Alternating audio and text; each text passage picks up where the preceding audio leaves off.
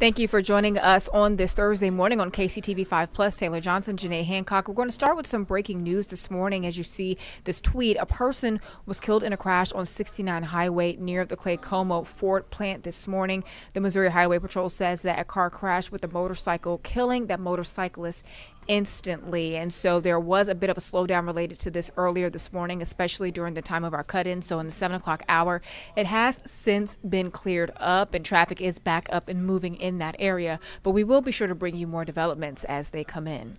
And we do want to switch gears now to something a little bit more exciting. It is described as the amusement park of convenience stores, from the Beaver stamped snacks to hot barbecue on the grill, and also the cleanest bathrooms that you may find. Soon Kansas City, Kansas will have its very own Buc-ee's gas station. And today is a big day because we can now start the timeline for construction. And that's where we want to bring in KCTV5's Nathan Brennan, who is live from the Legends in KCK, where the countdown is officially on. Nathan, you have never been to a Buc-ee's, so I know that this is an exciting day for you as well.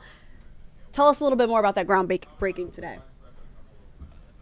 Well, Janae, you're just starting out by throwing me under the bus. No, I have not been to a Buc-ee's. I do know that the closest Buc-ee's is 2.5 hours away in Springfield, but I can tell you that someone's honking at us right now. They're excited for Buc-ee's. I'm excited for the Buc-ee's.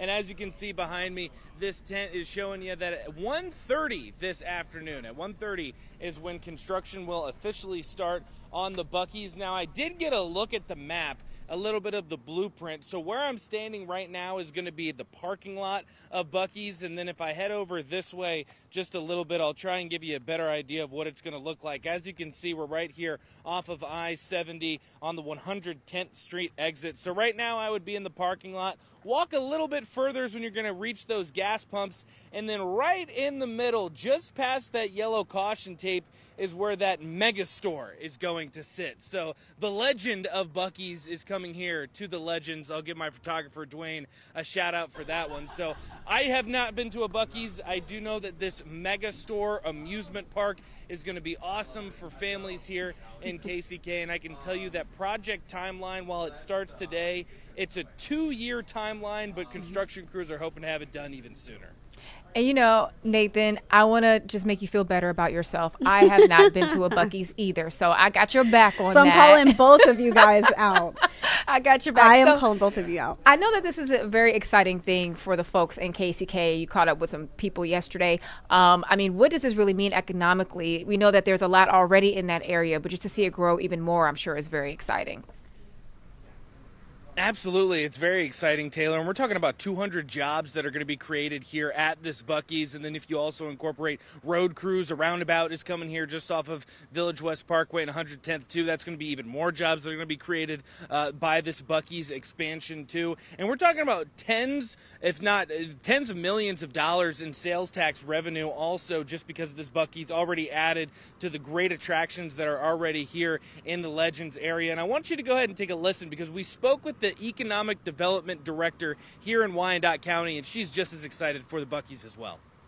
It's got a cult following, really. People will drive hundreds of miles just to go to Buc-ee's. The Legends was created over 30 years ago. I don't think anyone anticipated or had the foresight to expect the development in the ways that it's occurred. And I just hope that this continues. Yeah, she's right about it having a cult following. One of my first news markets that I worked in, they just opened a Buc-ee's, and they had people camping out like the night before the grand opening. You know what? I was telling Warren Sears this morning that I went to the one in Colorado. I believe it's the first location.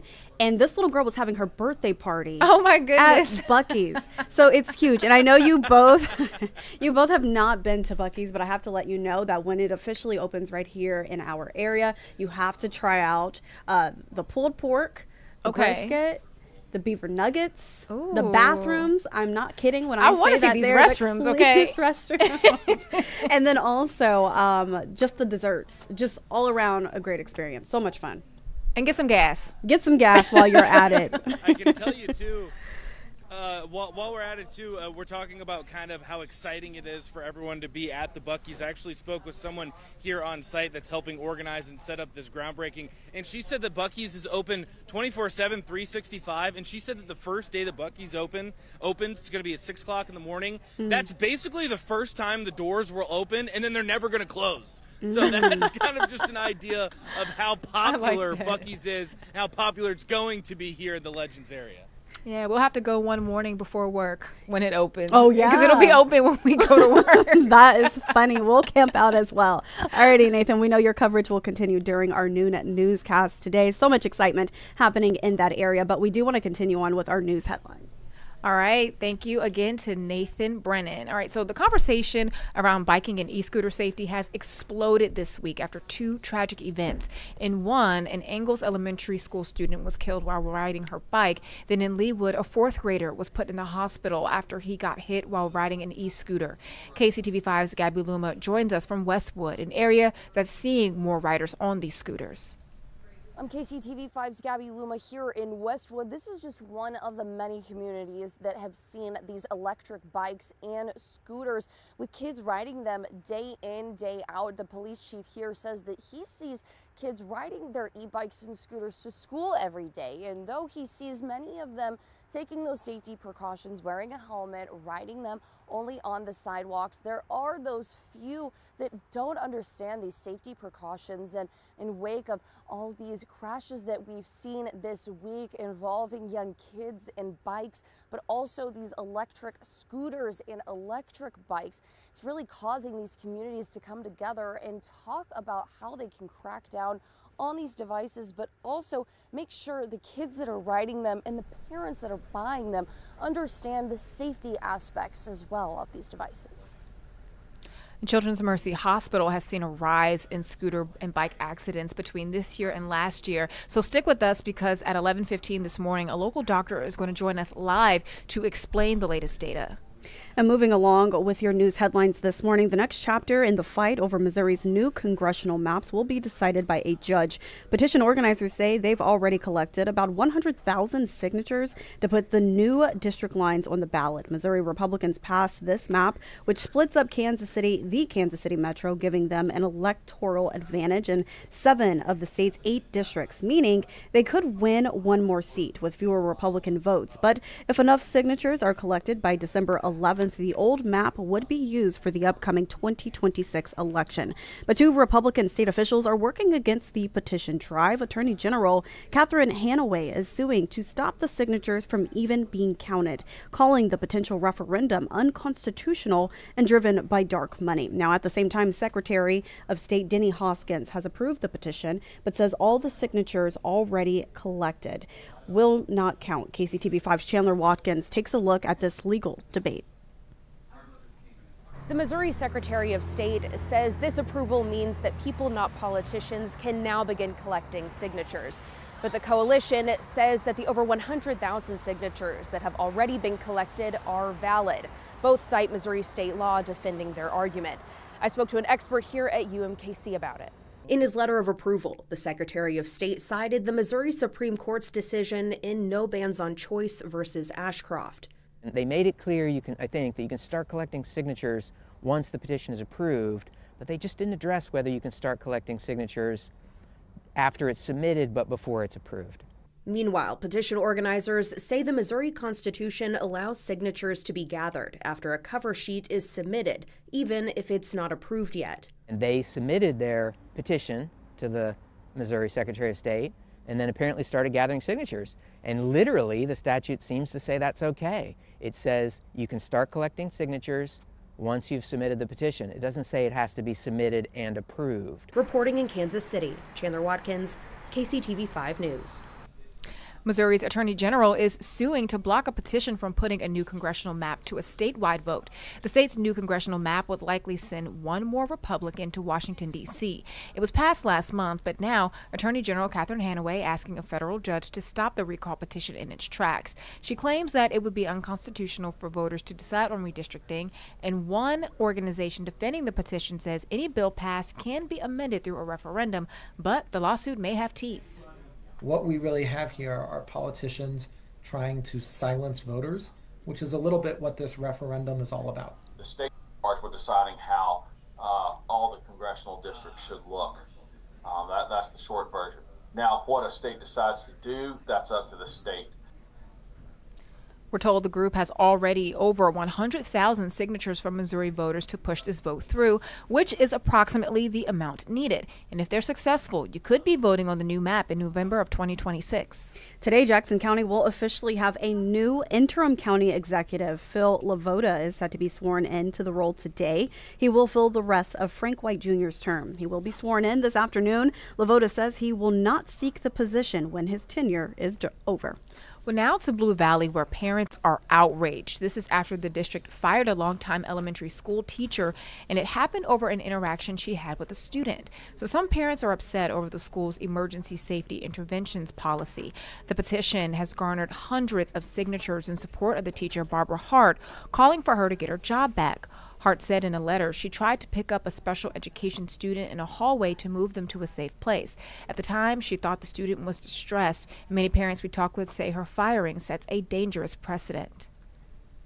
I'm fearful for the message that this sends to our current teachers, as well as any future teachers. I'm afraid they're going to ask themselves, why do I want to teach in this district? And that scares me.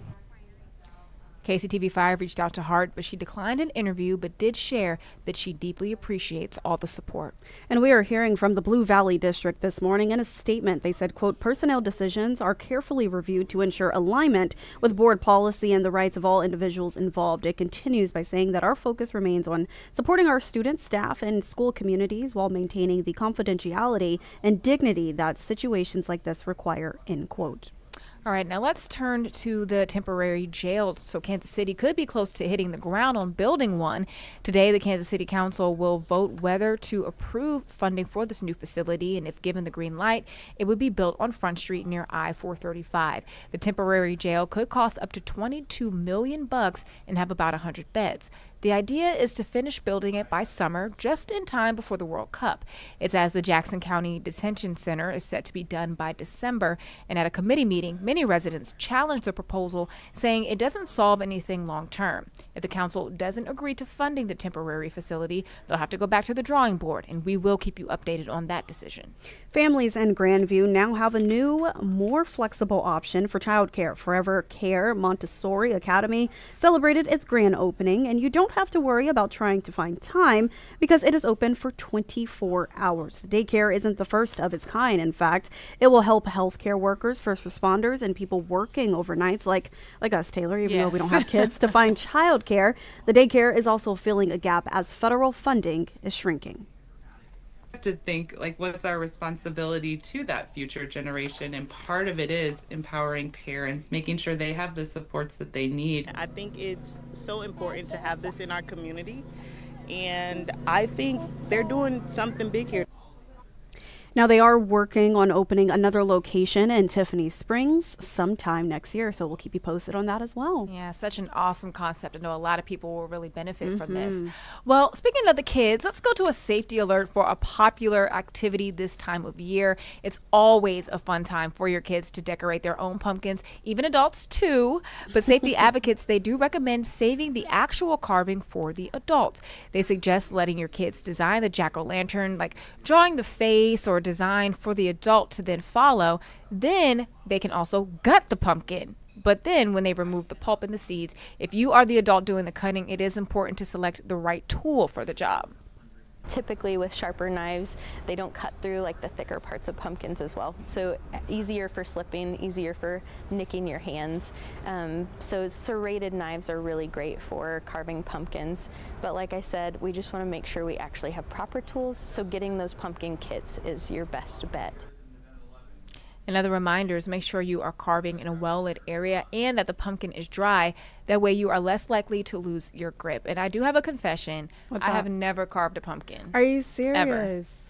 I'm serious. Like you watched someone else do it? Like they did it for you or what? I've just never done it. I've never watched anybody do it. Taylor. I've never had an experience You're carving going to be spending pumpkin. Halloween with your niece, right? There's still time. Yes. We'll see. Oh, okay. But yeah, we've never done that.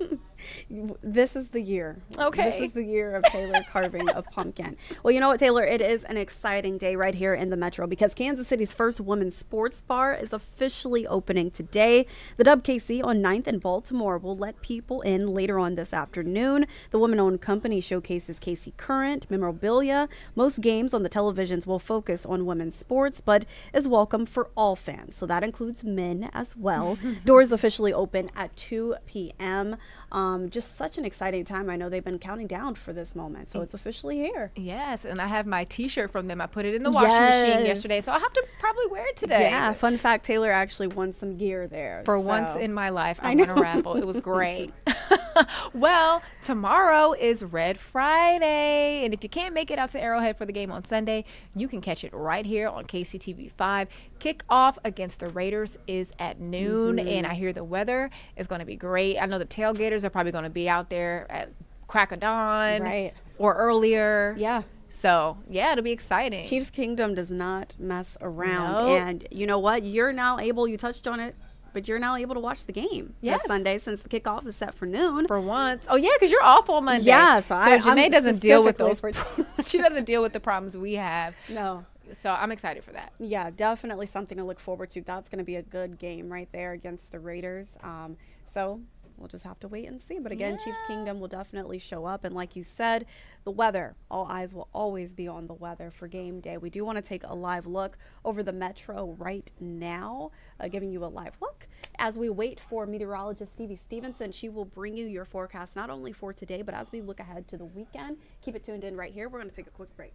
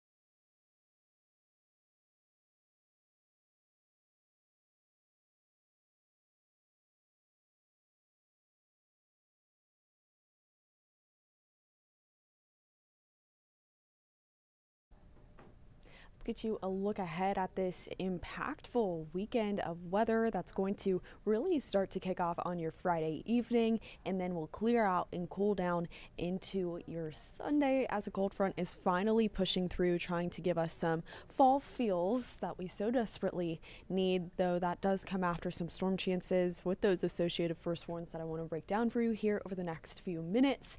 And then I also have a look at your Chiefs forecast, of course, but let's jump right into it. This is where We're sitting right now nice and comfortable for the most part, but still definitely warmer than where we should be for this time of year. Already in the 70s at the top this 10 o'clock hour, and we're just going to warm up easily into the mid 80s this afternoon. So very similar to what we've had day after day, but plenty of sunshine is here today before we start to bring in more cloud cover and then rain and storm chances into your Friday.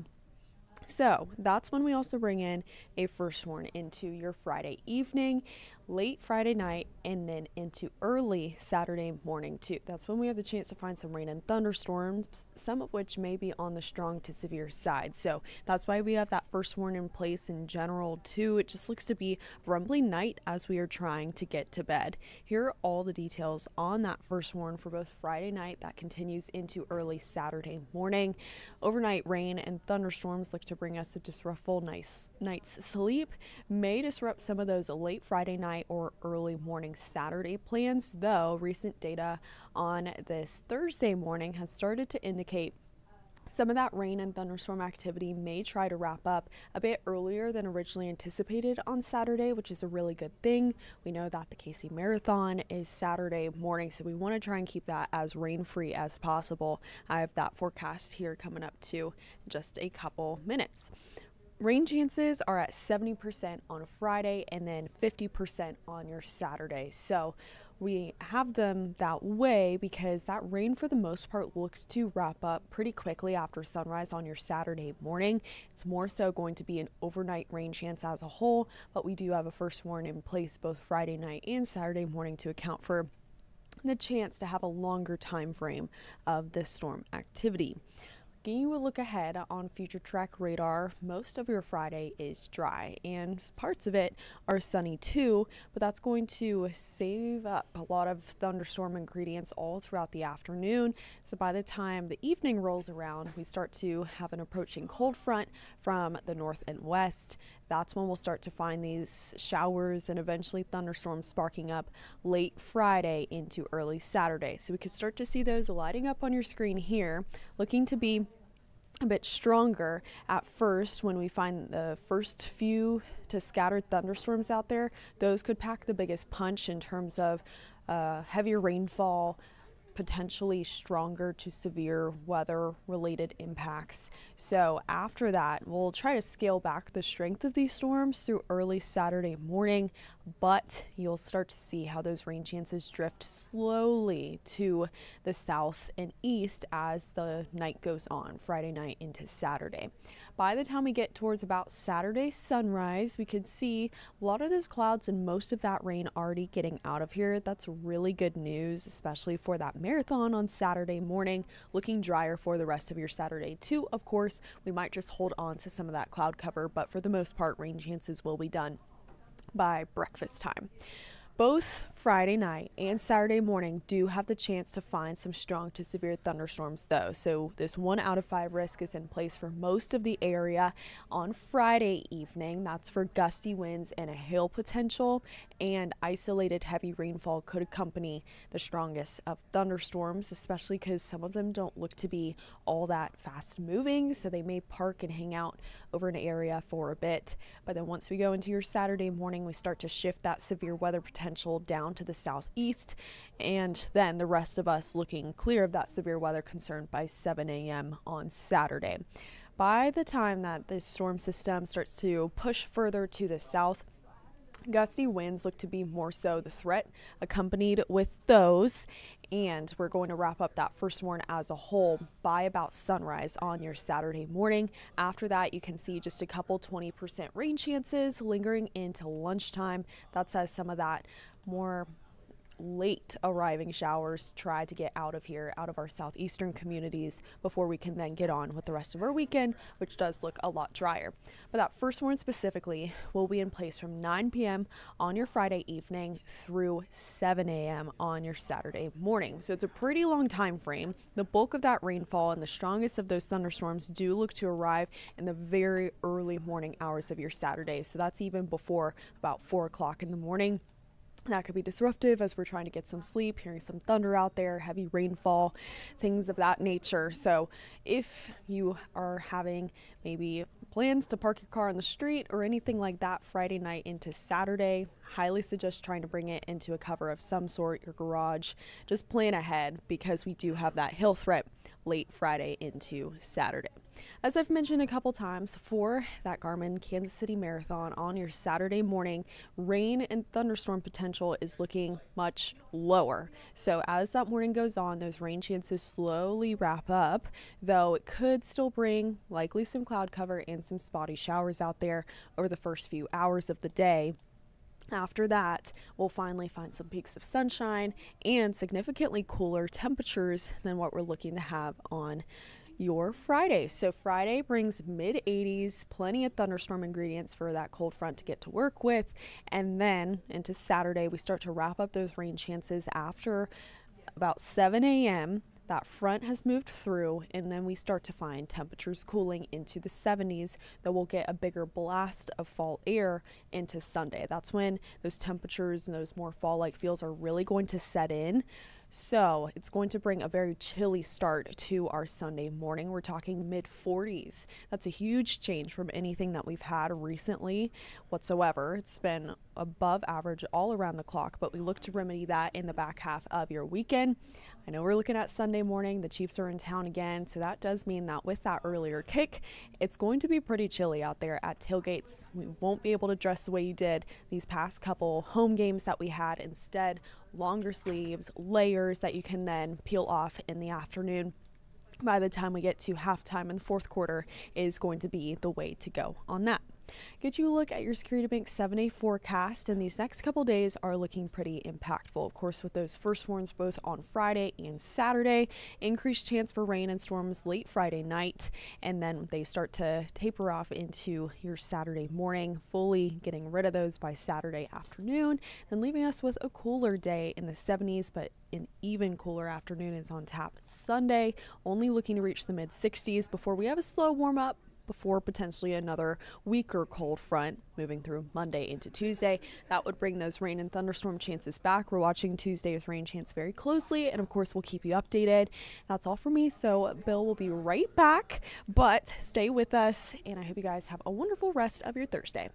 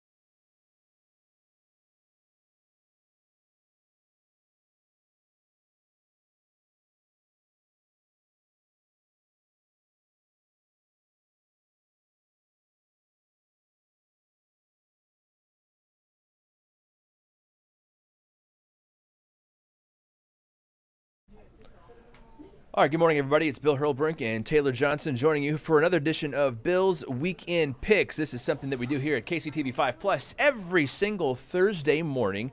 We get together and we kind of talk about a few things that are happening around town this weekend to give you an idea of what to do. If you want to get out of the house, it is going to be a wonderful weekend to get out the door. I know, Taylor, we've been dealing with temperatures in the 80s here the next couple of days, but we're going to have a little bit of a cool down Friday night into Saturday, and then Sunday is going to be a beautiful day to be outside as well. Yeah, it's going to be perfect for that Chiefs game coming. We got a lot of fun stuff coming up with that Chiefs game. We have a lot of fun stuff to do outdoors. We have a couple of indoor items for you today, but first off, do want to always throw in like we always do. If you are interested in having your event featured on Bill's Weekend Picks, go to KCTV5.com.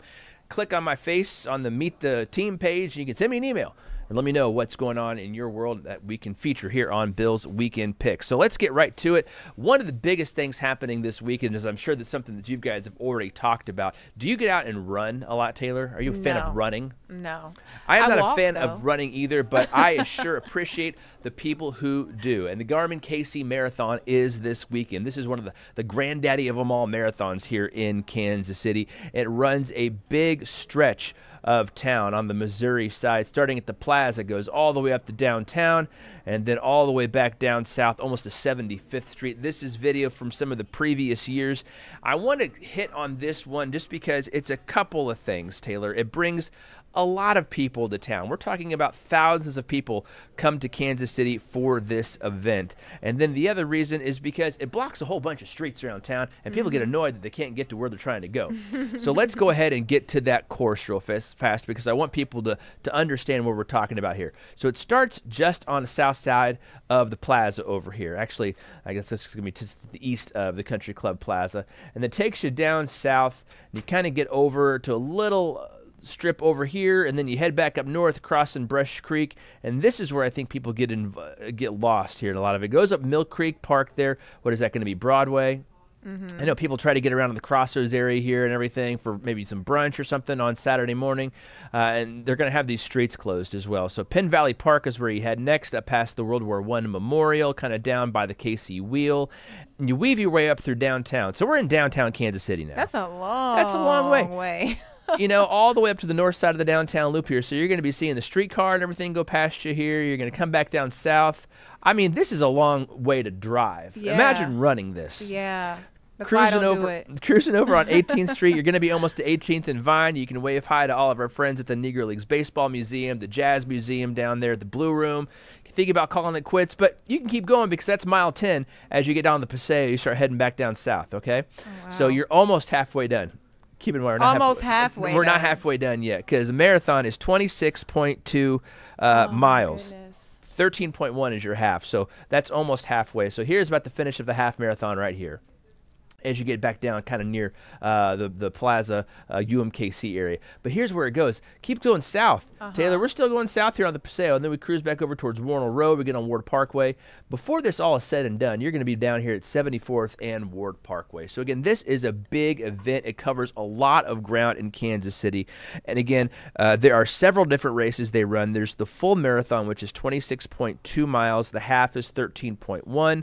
The 10K is 6.2 miles, and the 5K is 3.1 miles. I can do a 5K. Yeah. Walk. I've done a 5K before. You're not supposed to walk in this one. You're supposed to be up and moving. This is a big deal marathon for the big kids. So again, 2,000 marathon runners expected for the full, 5,000 for the half, 1,300 in the 10K, 1,200 for the 5K. So that is just a lot of people out running on one dedicated route. And again, I know people in Kansas City like to get up and going early on their weekend sometimes, whether they're going out for breakfast or just get those errands started early. And this takes up a big stretch of pavement in Kansas City. So get ready for those road closures and for maybe have to detour around the block or something. Now, every once in a while, especially after it gets started, those runners get spread out over that 26-mile course, right? So there may be some opportunities for you to cross some of those main roads like Ward Parkway, Warnell, and stuff like that, and the Paseo. But just be ready for some road closures for this one here this morning. It gets underway, I think, at 7:45 in the morning. Those road closures might start as early as 6 o'clock, though. Yeah, I was looking at, we have a screen over here on the side, and I'm looking at the map like, okay, I live in one of these areas. Let me see if I'm going to get blocked in my neighborhood. Yeah, exactly. So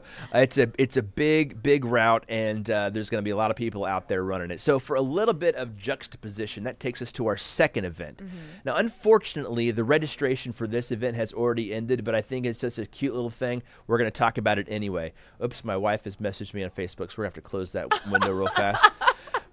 Missy, hold on. I'm on KCTV5 Plus right now. I cannot answer you. So anyway, this is the Brew to Brew 0.5K, which I think is the appropriate distance for me if I'm going to get up and run anymore. This is in Blue Springs. So this is going to have you run from the East 40 Brewing Company, where they have, beers and stuff, over to Scout Coffee, where you can get a freshly brewed coffee. So Brew to Brew. The 0.5K takes place again there, 10 o'clock in the morning, downtown Blue Springs. Even if you haven't registered for this event, I don't see why you still can't just go out and have a good time, right? So, again, the registration ended on this one a few days ago, but still, this will give you something to go out and do and have a good time. And again, 0.5K, definitely more of a distance for me in terms of long distance running. Yeah, and there's a little something at the end. Yeah, Who doesn't want to run to a coffee? Coffee, beer, and a beer. 10, 11 o'clock in the morning. You know what? Not? I think it's going to be okay. I think so. All right, too. coming up next, maybe being athletic and getting out and doing that kind of stuff isn't for you. Well, we've got something else for you to go see. It's supposed to be into spooky season now, right? Ooh, So yeah. how about, are you a big Dracula fan, like Bram Stoker's Dracula? No, but I did see Sinners. Okay. So that was like my last vampire movie. Okay, but close. I don't do blood and Don't do stuff. blood, yeah. I get it, I get it. Well, there is a new adaptation of Bram Stoker's Dracula that the KC Repertory Theater is taking on. It's going to be in the Copaken Stage near Power and Light. And again, this is started here a couple of days ago, and it's going to run through the end of the month on Halloween. Of course, an adaptation of Bram Stoker's Dracula. It's done by Vanessa Severo and Joni Schultz. It reinvents the story like you've never seen it before. So definitely some interesting costumes in this one already. You can see pictures from the production staff that they provided us here. Again, if you don't get to it this weekend, it's all good as the show runs most days through Halloween. You can go to kcrep.org to get your tickets, and I think this would be a fun event maybe to go to, and then maybe go hit up one of those Halloween pop-up bars that we talked a little bit about last week. But look at some of the set designs here and the colors. I think it's a really cool look. Some of the wardrobe that they got going on here. Pretty talented cast for this one as well. If you go to kcrep.com, you can see them all there. But interesting to see what this adaptation of Bram Stoker's Dracula would be like here. I think the KC Rep does a lot of great work, and this would be a fun one to go see. Yeah, Dracula's from Transylvania, right? I believe so. Transylvania? So they're taking us right to Transylvania. Yes, exactly. So that is coming up, like I said, fully through the month, but it started here, I think the last couple of days ago, started on the 14th is when those shows started. Next up is one happening tonight. This is called Moonlight Madness. This is in downtown Shawnee off of Johnson Drive. Moonlight Market, excuse me. But this is where they get a lot of cool vendors all together at once. They do it in the evening time, so those of us who work early mornings, maybe work during the day, you can get out and take part in this. Again, this is Moonlight Market, downtown Shawnee, happens from 4 to 8, collection of a bunch of vendors who peddle everything from produce to food, local wares. There's live music and food trucks available as well, plus a couple of breweries are going to be thrown in to add to the atmosphere. And if you haven't been to downtown Shawnee, they have a lot of great breweries down there. The theme for this weekend is Halloween Hoopla, so I bet you there's going to be a lot of fun Halloween stuff down there. And again, that is invited for families with kids. You can bring your leashed dog too as well. If you keep them on a leash, you can invite her to join in on the fun. And again, downtown Shawnee area along Johnson Drive there. Music tonight is from the Buc-ee Band, so get out and check that out. And it's nothing like getting fresh produce from a vendor. I like that too. Yeah, exactly. All right. Have you seen the movie Scary Movie? Yes. Okay. Marlon Wayans, Damon Wayans, all those guys. Yeah. Anna Faris is in it as well. It's 25 years old. Wow. That kind of gave me a heart attack. But anyway, the Screenlit Armor, I think, does such a fun job as they bring these movies back to life to celebrate anniversaries like that. And they're doing that on Friday night, 25th anniversary of Scary Movie. And actually, they're actually, I've heard, getting ready to do a reboot of this movie, so you might see a little bit of a trailer or preview for that as well. Again, this is in North Kansas City. Just some silly, spooky fun with the spoof of all of those 90s horror flicks like Scream and I Know What You Did Last Summer, which also had a reboot here just recently as well. So I love the lampoon on the horror franchise here done by them.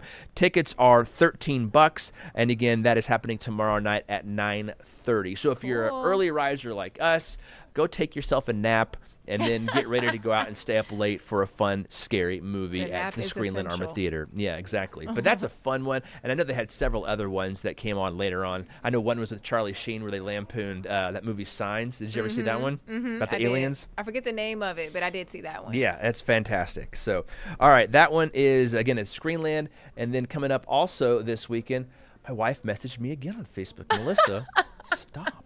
He's at work, Missy. I am trying to get some things done here. Okay, this is another Oktoberfest. Now, we talked about previous Oktoberfest that happened in September. Yes. This is an Oktoberfest that actually happens in October, and it's here close to us at the TV station down the road in Mission. This is Oktoberfest.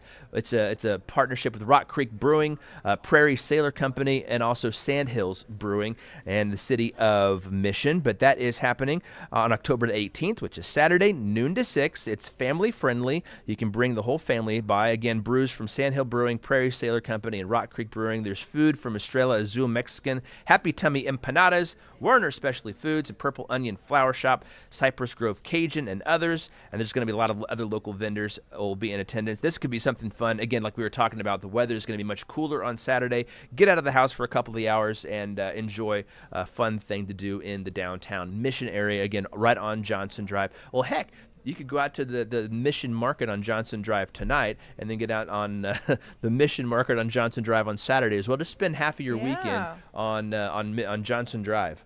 Why not? Why not? And Johnson Drive is a great drive. It gets really hilly out there in portions of Shawnee as well between here and there. So don't ride your bike. Or if you do, you just get a lot of exercise. So maybe ride your bike. Yeah. I don't know.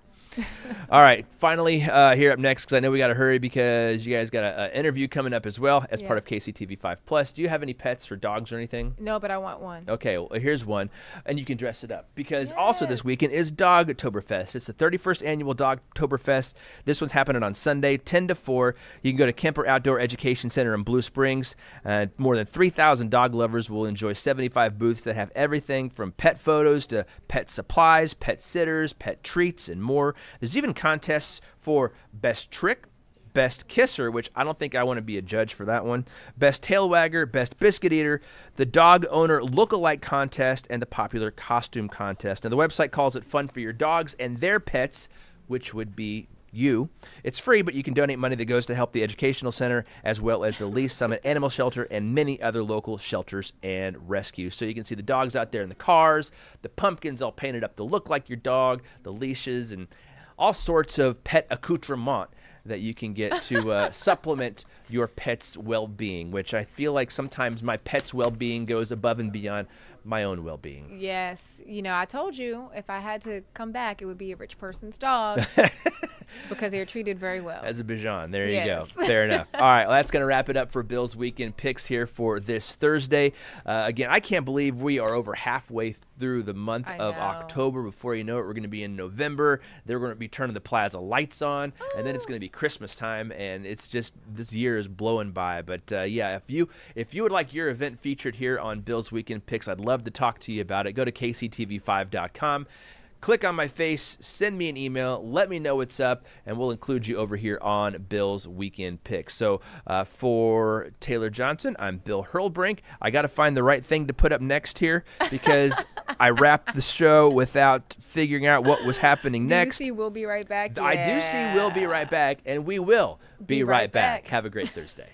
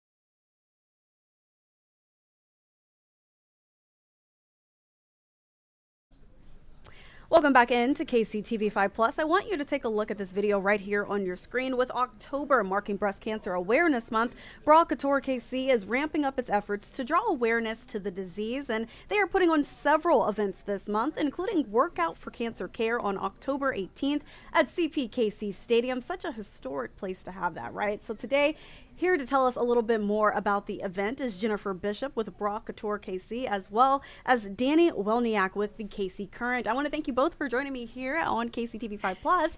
How's it going?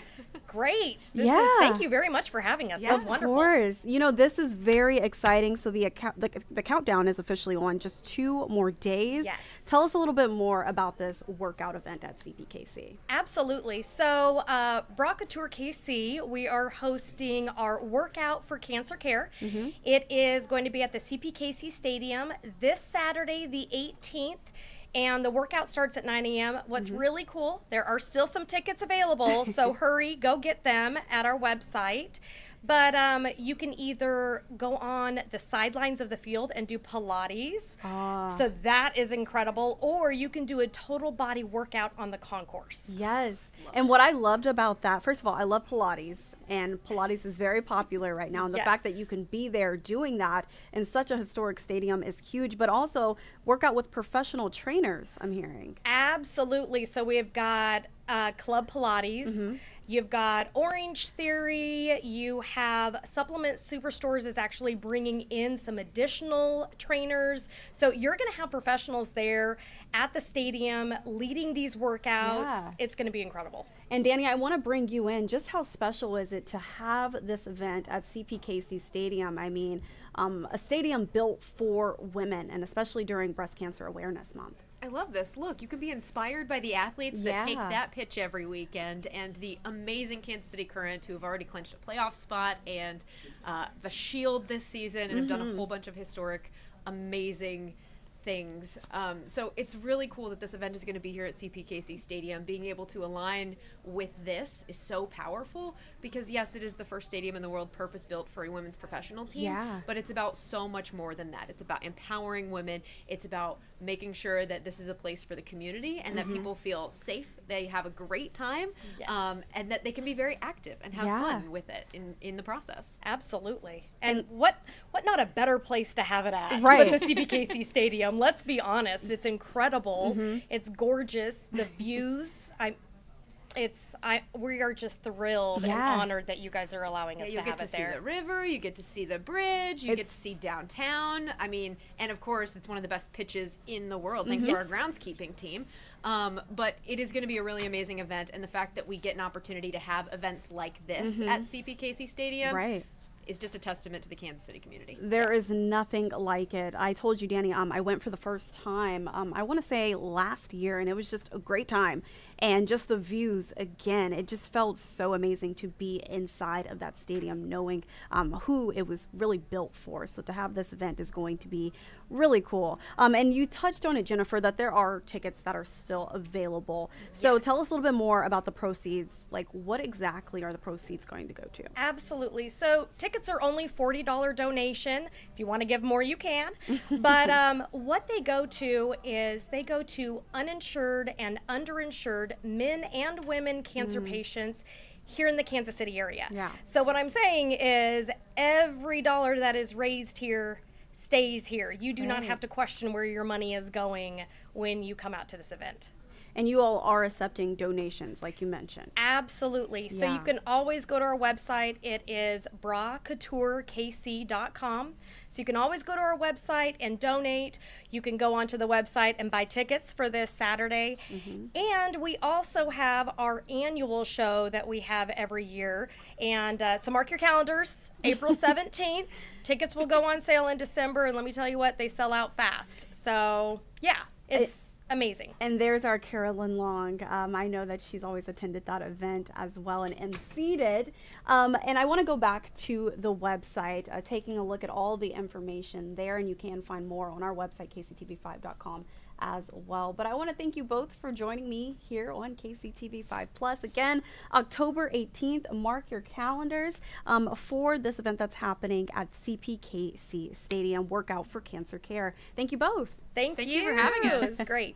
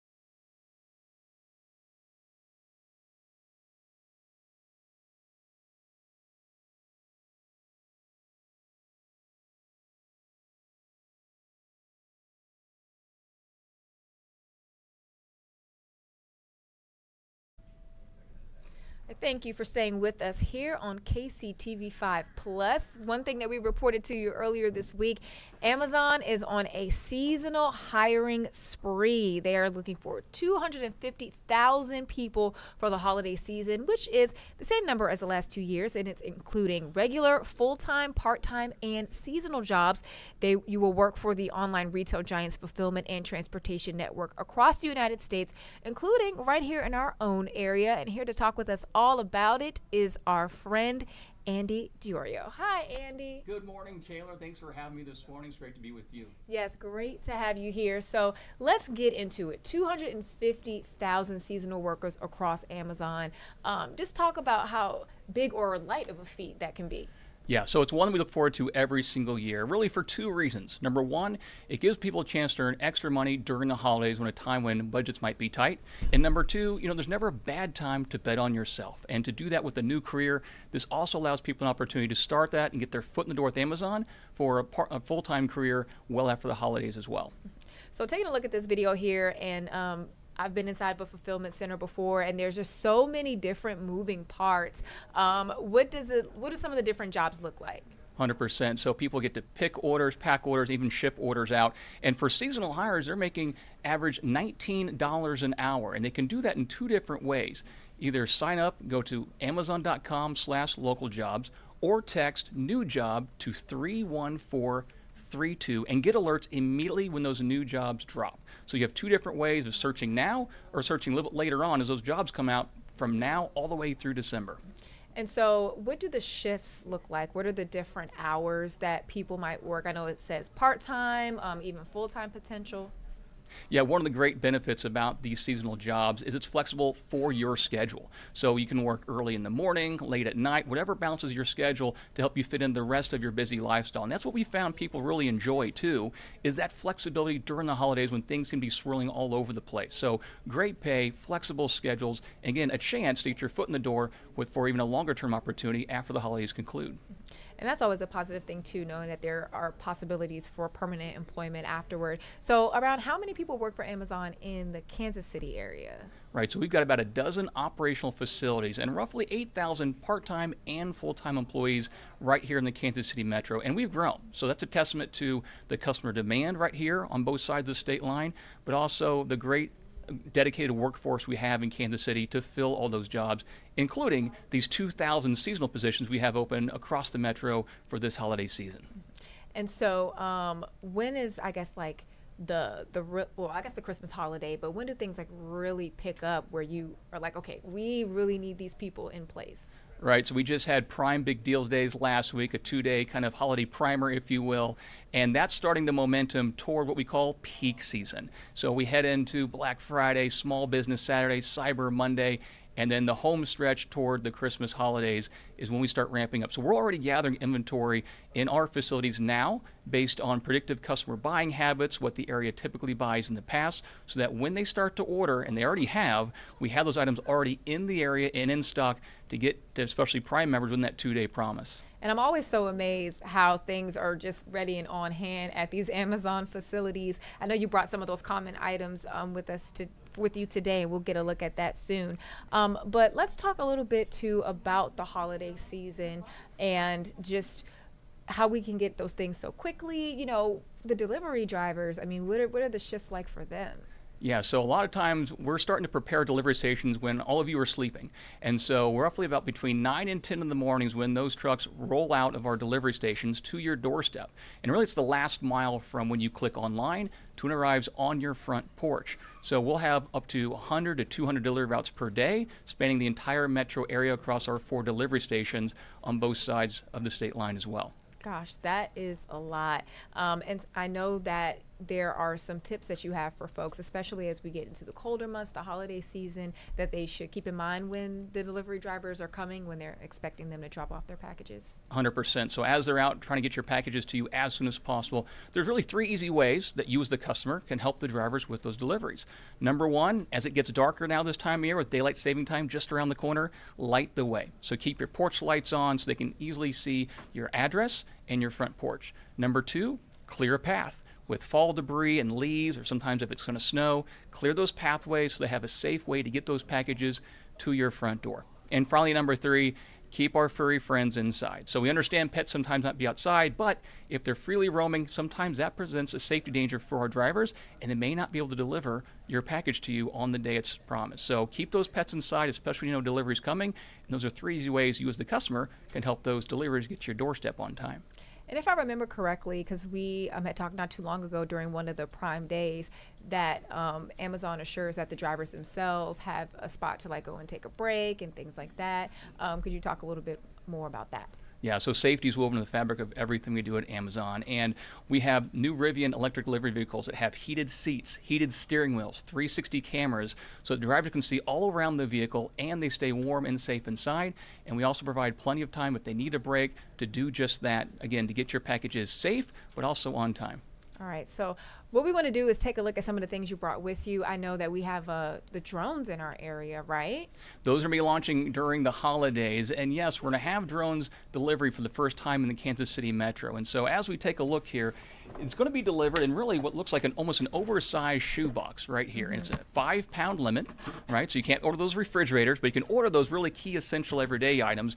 And what we're seeing in other locations, like medical kits, for example, batteries, air tags, pens, pencils, for those school projects that happen to pop up at the last minute, that's what these deliveries are going to be great to have in really a 60-minute delivery window. So customers are going to have roughly 60,000 items from which to choose that fall into the drone delivery queue, if you will, to order from, again, once those launch for the holidays this year. That's pretty cool. And so around the holiday season, what are some of the popular items? What are some of the hot things that people are looking for this year? Yeah, great deals all around. Some electronics, vacuum. So I have a Husky mix at home, which means he loves to shed, which automatically means I love to vacuum. So Shark vacuums, 40% off typically, are great buys for the house, but also those electronics, right? So Amazon Fire Sticks, any type of those streaming devices that you're waiting all year to kind of get great deals on. Ring cameras also usually has a big discount. And what's great about Ring cameras is I've installed it in my house, and it helps me also know when the package arrived.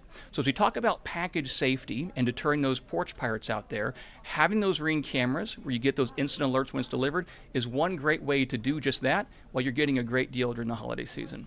That's such a good point about those Ring cameras, and I'm actually on the market for one, so I'm going to have to keep my eye out for that. And so I know you just had I think it was like the big deal days. So when will we start to see some of these holiday sales take place? Will it be before Black Friday? Do we have to wait until Black Friday? Yeah, so some deals typically drop even before Black Friday. So stay tuned when Amazon promotes that, and really deals all throughout the holiday season. But we know there's some procrastinator delights out there, so I would say don't wait until the very last minute. Give yourself that time to order. And that's one of the great things, too, is people may have said, well, when can I get my package? So one of the big tips for viewers here is when you order your item, there's always a delivery window listed with that order.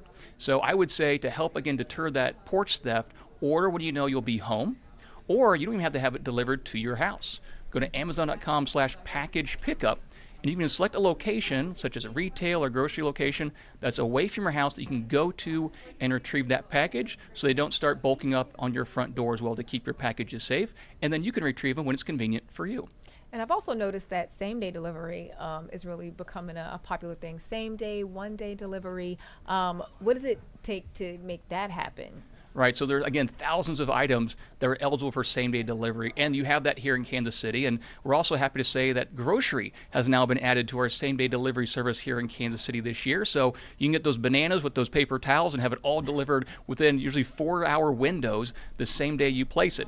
And again, if you happen to think of something the last minute, it can be delivered overnight and arrive on your front door as early as 4 in the morning. So great same-day options really to meet that customer demand right here in the Kansas City Metro. Yeah, it's funny, Janae and I were talking about the delivery, the grocery delivery the other day with Whole Foods, maybe like giving it a shot and trying it out, see how it works. Well, it's Amazon, I feel like it's wonderful. I don't know if I should say that or not, but it's so convenient, and especially during the holiday season, especially when folks are at the last minute, or they need to just get those quick things. Maybe they forgot something, and just having it there at your convenience has been really great. And even just the amount of jobs that they bring to the community. So how can you talk a little bit just about the economic impact that Amazon has created for the Kansas City area? Yeah, 100%. And it's okay. You can say you love Amazon. That's perfectly fine. I will take that all day long. Exactly. But really, what's interesting to know, too, is that since 2010, Amazon has fully invested not only Kansas City Metro,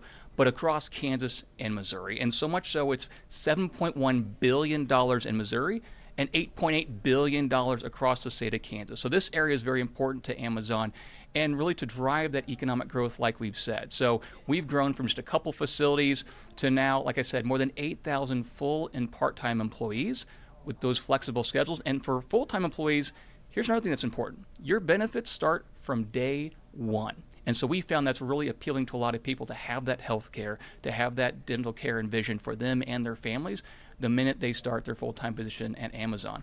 And even seasonal folks that have started with us, we've seen that those that have stuck with for like the last 3 years, their pay has also gone up by about 18%.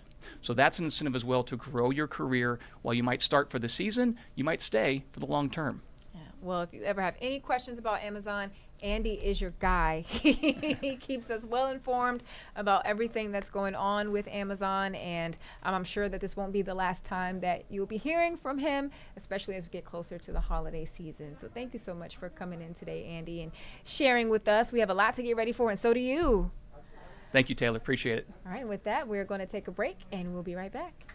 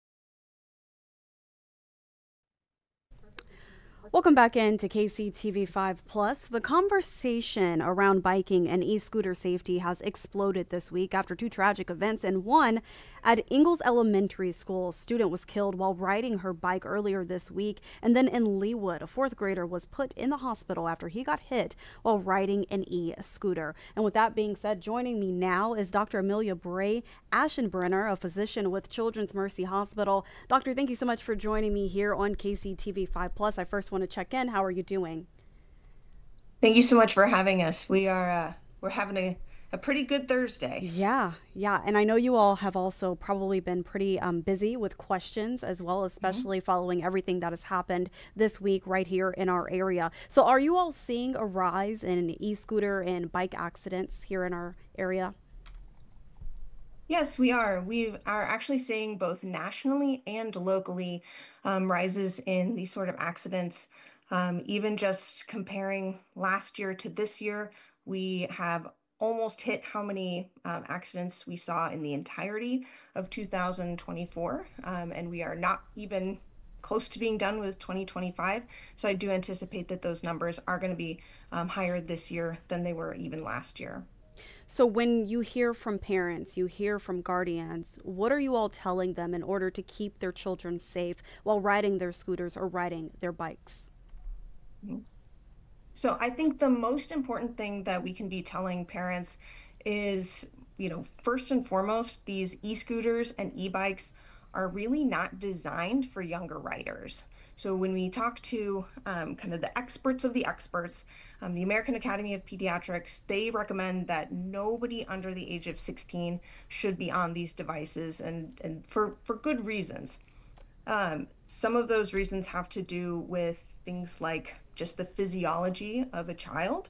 So when a younger child gets in an accident, whether that's just kind of toppling over or having, a more severe fall or getting hit, their bodies, their skeletons, their ligaments, they're not as mature as older riders. And so they are at much higher risk for significant injury, whether that's breaking bones, injuries to the abdominal organs, or even things like traumatic brain injuries. I definitely want to stress that anybody who's on wheels, whether that's motorized or pedal powered, they should always be wearing a helmet, no matter if they're a young child, an adult. If you're on wheels, you should definitely be having a helmet on. No, that's interesting information there, that under the age of 16, they should not be on these electric bikes. And if they are of age, they should have those helmets on. I want to come back to those safety tips in just a moment, but let's talk about the common injuries that you all are seeing here in the metro, or maybe what you are typically seeing across the country. So most commonly, we are seeing those musculoskeletal injuries. So that's broken bones, dislocated kneecaps, road rash, and kind of those more what we would consider minor, but still pretty significant injuries. On the other end of that spectrum, we are still seeing injuries to abdominal organs. So those are things like the liver, the spleen. You can actually get bruising to the first part of the intestine that can cause blockages to that part of the intestine. And that typically happens when, as you're making a fast stop, or if you lose control and you go over your handlebars will hit that top part of your abdomen and cause injuries to those organs.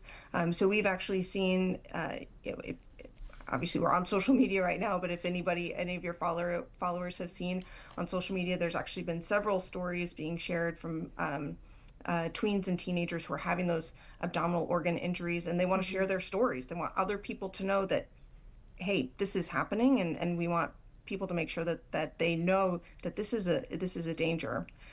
We are also seeing pretty significant head trauma. So that's from people who either are not wearing a helmet or are going so fast that a bicycle helmet is not enough to protect. So those things can range from concussions all the way up to things like bleeding in the brain and skull fractures. I think that's something definitely I want to hold on to and really emphasize, is that those injuries that these children can get from these e-scooters and e-bikes can cause long-term problems. I mean, you mentioned the liver, that head trauma as well.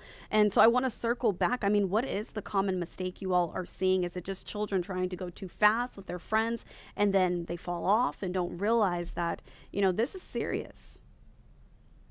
I think the major contributing factor, at least from what I've seen, is speed. So, you know, these e-bikes and e-scooters, kind of depending on what class you're looking at as far as what speed they're rated to, you know, we're looking at 15, 20, 25 miles an hour on these devices, and that children are going.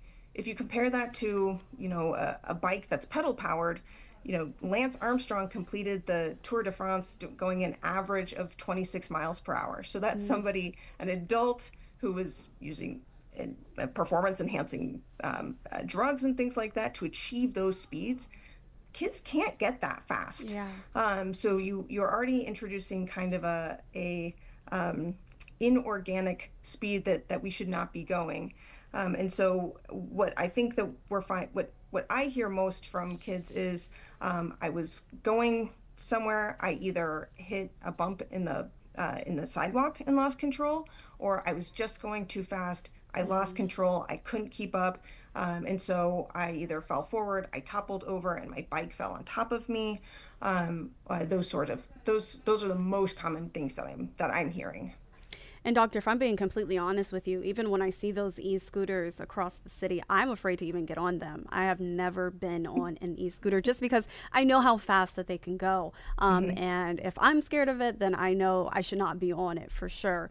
But, you know, this week has really been eye-opening with everything that we've seen, these unfortunate incidents involving children right here in the metro. So, I mean, what would your final message be for parents here today? What would you tell them in this moment if they are just extremely concerned about their children riding these scooters and bikes? So I think the most important thing, especially as we're heading into like our holiday season, there's going to be a lot of kids, a lot of tweens, younger teenagers who are asking for these e-scooters and e-bikes as a gift. And I really want to encourage parents to really take a step back and really understand what they are purchasing for their child. Obviously, I love seeing kids out. I love seeing them out, not in front of a screen. I love seeing them out playing with their friends. But an e-scooter or an e-bike may not be the safest thing for them to be using in order to get that outdoor non-screen time. So really make sure that when you're in the store, you are really reading, you know, whether that's on Amazon, Target, Costco, whatever, that you really understand what you're buying, how fast it can go, and really who it's meant for. You know, I think that it's a little bit tricky because these e-bikes and e-scooters are in the exact same place in the store as the regular bikes and the regular scooters. And so that can be confusing to parents as consumers that, you know, this is in the toy aisle, this is next to the bikes. It must be meant for the same kids who are buying bicycles and mountain bikes and things like that. And that's just not true. And it can be a little confusing when you're getting these kind of mixed messages from, you know, the people who are selling these devices. And then, of course, our health and safety experts who are really warning, hey, these really aren't for kids. They're good for a lot of other things, but they're really not meant for our tweens and our teens, and certainly younger. That is a major point there. As we look ahead to the holiday season, it's important for parents to look at the age requirements, even though they're mixed in with those bikes at local stores. And I love what you said there. It's great to see the children out and about, but of course we want them to be safe while doing so. Not in front of those screens necessarily, but also just want them to be safe on the sidewalks and in the roads. Doctor, I want to thank you so much for joining me here on KCTV5 Plus. I truly appreciate it. Of course, thank you. Alrighty, we are going to take a quick break, and when we come back, we do have your national news headlines. Keep it tuned in here.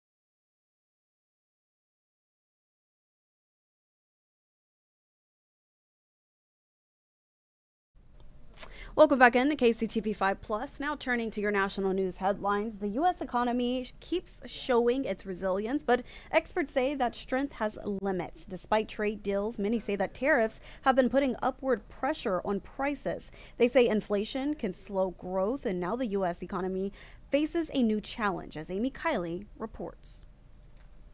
I've seen numbers that are starting to hurt the economy. Treasury Secretary Scott Bessent says the federal government shutdown is slowing the U.S. economy. His department estimates the impact is about $15 billion a week. The congressional impasse is dragging on. Lawmakers can't agree on whether to negotiate, let alone on how to fund the government. I think this will be the longest shutdown in the history of ever. The Federal Reserve Chair says he's starting to worry the shutdown will make it harder for the Fed to do its job. It relies on data to assess inflation and the broader economy. We'll start to miss that data, and particularly the October data. If this goes on for a while, they won't be collecting it, and it could become more challenging. Many experts say tariffs were starting to put pressure on the U.S. economy even before the shutdown. A new IMF report predicts they'll partly cause it to grow more slowly than the rest of the world in the coming months. Tariffs tend to be significantly worse for the country that imposes them than the countries they're imposed upon. The IMF says trade deals are lessening the blow from tariffs. Experts say that helped the U.S. stock market reach new record highs before trade tensions with China sent it on a roller coaster ride. We do have these, I hate to say it, boom and bust periods. And invariably, what goes up does come down at some point. I'm Amy Kiley reporting. Thousands of federal And President Donald Trump, you're fine, says tariffs are good for the country. He also says that investors shouldn't worry about his recent trade policy tit for tat with China. Whoops, sounded like we were almost about to go tit for tat for a second. Well, on to our next story here. Thousands of federal workers, they've been fired from their jobs as the government shutdown continues. Roughly 1.4 million others are furloughed or working, potentially going without pay. Lee Waldman has the latest on the people being impacted. Government shutdown, everybody focuses on D.C., but you know, when it boils down to the fact, it's us. You know, it's the person that you go to church with. It's the person that you're shopping in the grocery stores with. Tim Wells, chapter president of a labor union representing federal firefighters stationed at military bases around Norfolk, Virginia, says the people he represents are concerned about when their next paycheck will come. We're essential personnel that still have to go to work, still have to go every day, and even though we're not getting paid until the government opens back up. They're not alone. Roughly 1.4 million federal workers are in the same boat, including air traffic controllers. Dan McCabe with the National Air Traffic Controllers Association is worried about the fragility of the already stressed ATC system. This job is very stressful. It is. And they don't need the added stress of wondering when they're going to get paid again. Now, some FAA facilities are reporting issues with staffing shortages, causing delays for travelers. In past shutdowns, government workers received back pay once an agreement to reopen the government was reached.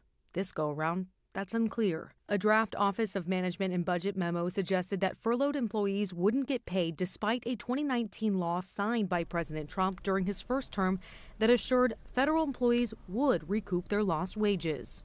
In New York, I'm Lee Waldman.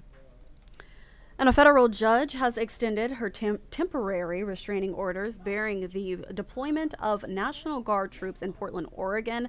The ruling keeps President Donald Trump's federalization efforts in limbo as legal challenges unfold. The ruling blocks deployment for another 14 days. The orders were set to expire this weekend. The Trump administration previously appealed the order to a higher court. The Ninth Circuit Court of Appeals is still weighing whether the Trump administration should be blocked from deploying the Oregon National Guard to respond to ICE protests in Portland.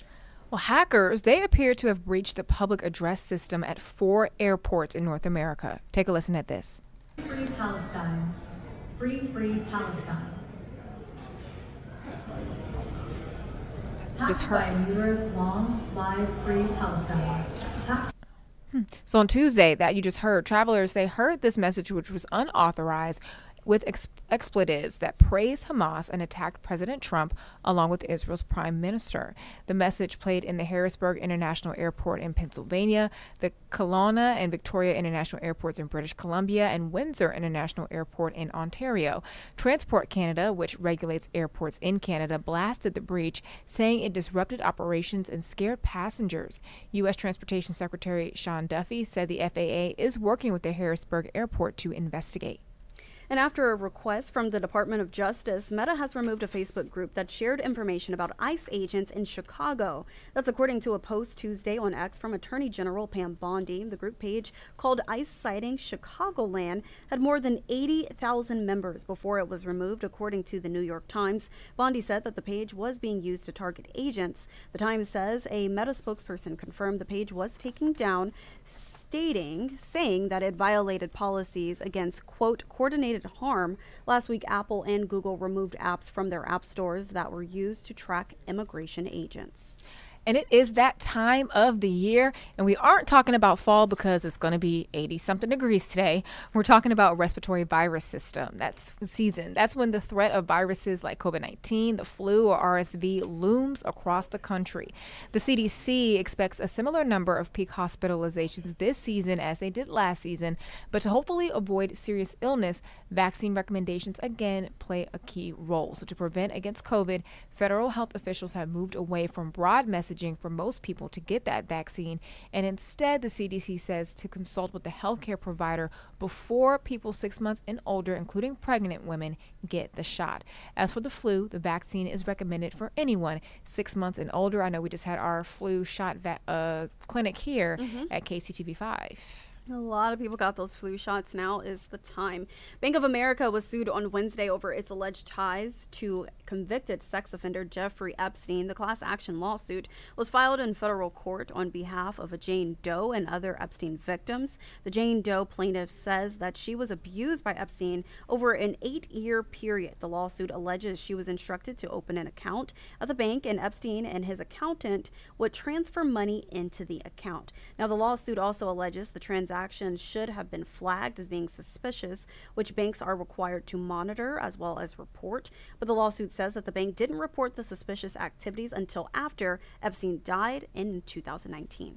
All right, Janae, so I'm going to rub my hands together because I feel like that generates good luck. Or maybe my palm will start itching. Yeah, your palm's supposed to start itching when money's coming. It means I'll get rich, right? But it's not itching right now. Well, hopefully it does, because the Mega Millions jackpot, it now stands at a whopping $625 million, which is the 11th highest amount in the game's history and the highest it's been since December.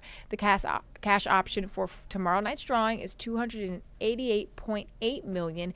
This after no ticket matched all 6 numbers on Tuesday night, and it's been more than 3 months since the last jackpot was won. So maybe I could break the cycle. You know what? Taking a look at this video, I don't know if we're going to show it again, but the cashier at this gas station kissed the lottery ticket before he handed. That's the kind of cashier I need. That's how I know. Not the hand itching, not the hand itching or anything, because that could be $5 that I just find on the side of the road. Yeah, I'm talking about that. That's what I need. I'm with you. You get what I'm saying? Like someone who's in it with me. In it with you, because this is it. They need to, I think the stores get a little bit of the money as well.